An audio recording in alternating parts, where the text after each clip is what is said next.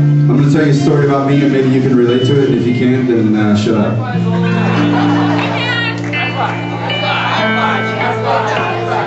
Stop high-fiving for the love of everything good and holy.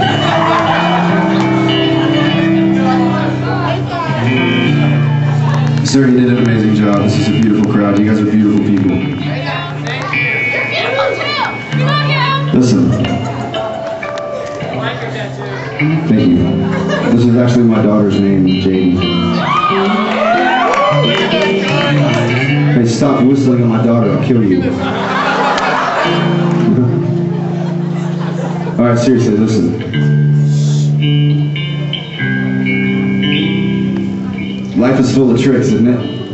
Just when you think you got it figured out, life throws a curveball at you and everything gets jacked. And you find yourself on your face. And I can remember a point in time in my own walk. See, I didn't get saved till I was 19 years old because I just chose to. My dad, he died 3 years ago. It was the hardest day of my life. I actually held his head in my hands as he passed away. It was really cool. That sounded morbid. I knew he was going to heaven. That's why it was really cool. But when I was 13 years old, my dad walked in on me and a friend of mine smoking pot. And he was a master sergeant in the Air Force, and I gotta tell you, that went over like a turd in a punch bowl. It's bad news.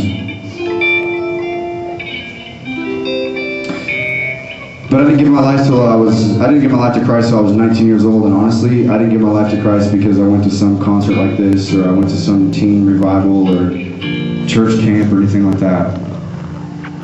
I gave my life to Christ because I moved from Seattle to a town of 500 people in Arkansas. Because somebody was threatening my life, and I knew that if I didn't get away, I would die. So I sat down with this dude that started telling me about this Jesus cat, and I was just like, I'm glad that it worked for you, but I don't need it, because I've lived 19 years on my own. From the time that I was 13 to 19, I've been dealing drugs to gangbangers. And I kind of think if I was supposed to die, I'd be dead by now. So thanks for your religion talk, but I don't need it. And I guarantee you there's people in here tonight that are thinking that.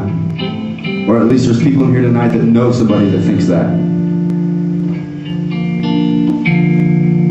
So, 3 o'clock in the morning, I gave up, dude. I gave my life to Christ. It's a long story, and we can talk about it later. But the bottom line is this. When I got saved, it wasn't a cute little cliche churchy word. Dude, I got saved. My life was saved. I was saved from hell. I was saved from the drug dealer that lived somewhere down here. Her name was Carol. She was 40 years old about 10 years ago. She should be 50 now. She wears a full-length meat coat. If you're running into that lady, run. But she supplied my dealer with meth. $15,000 came up missing. She blamed it on us. She sent somebody up to our house to kill us, to kill my dealer and everybody that lived in his house. And that was me. So when I came to know Jesus Christ, this is why I came to know Jesus Christ. Because for the first time in my life, I experienced love. Shut up, dude. What? Yeah, for the first time in my life, I experienced love. And some of you people in here tonight, man, you're playing the game, dude. You got it all together. You're wearing the cool clothes. You hang with the cool crowd. But the fact of the matter is you've never had love break into your life and obliterate everything that you know.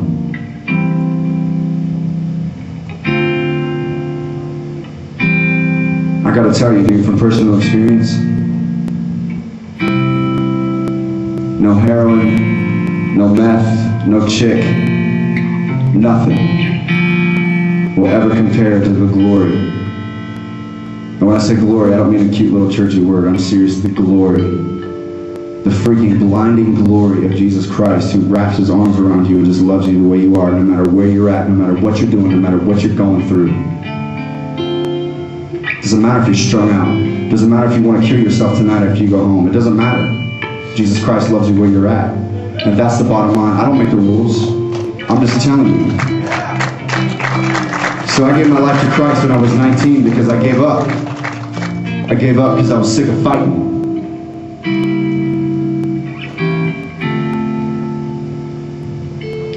And I could lie to you like a lot of preachers in America do. I could stand up here and tell you that once you give your life to Christ, that everything's going to be A-OK.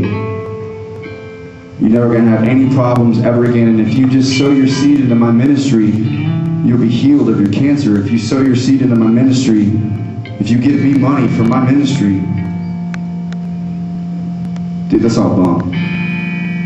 A lot of your guys' interpretation of Christianity is televangelists. I don't even like them. They're full of crap. And I'll take the heat for it. If you guys want to complain about that, I'll take the heat for it. The bottom line is that, listen, everybody in this room tonight, we have one thing in common. We just want to be accepted. Whether by our parents, by our friends, by our teachers, or by God himself, we just want to be accepted. We just want to know that we're cool. Right? Dude, I have the most amazing news for you tonight.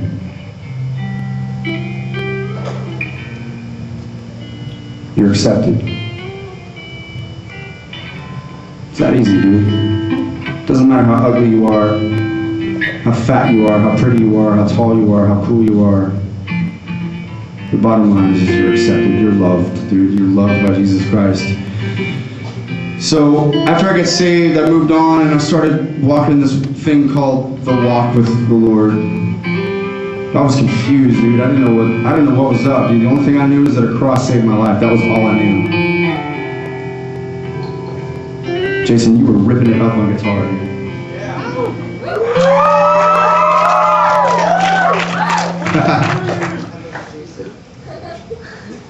Keep going, man.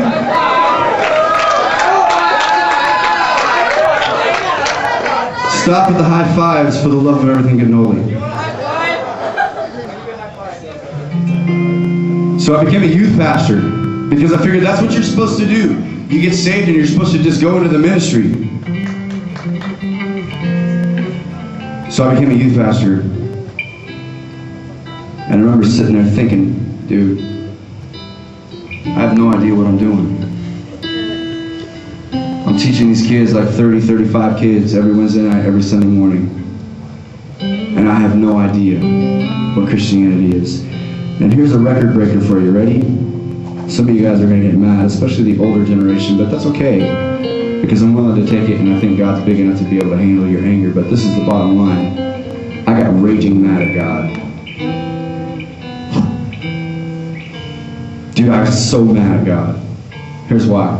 Because I'd open up my Bible and I'd be looking for lessons to give these little kiddos.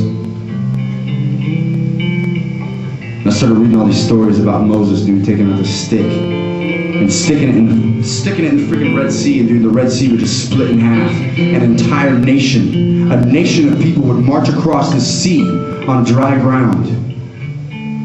A nation of people, 1.6 million people, would walk across dry ground. Peter, you guys know Peter. Peter's strolling through the streets of some city one day, and this bum's laying out on a mat. He can't walk, and he's like, "Hey, you got any spare change?" Dude, Peter's full on like, "Dude, I don't have anything." Well, yeah, I do have something. What I do have, you can have. Get up and walk. I was like, dude, what? I'm a dude just like Peter.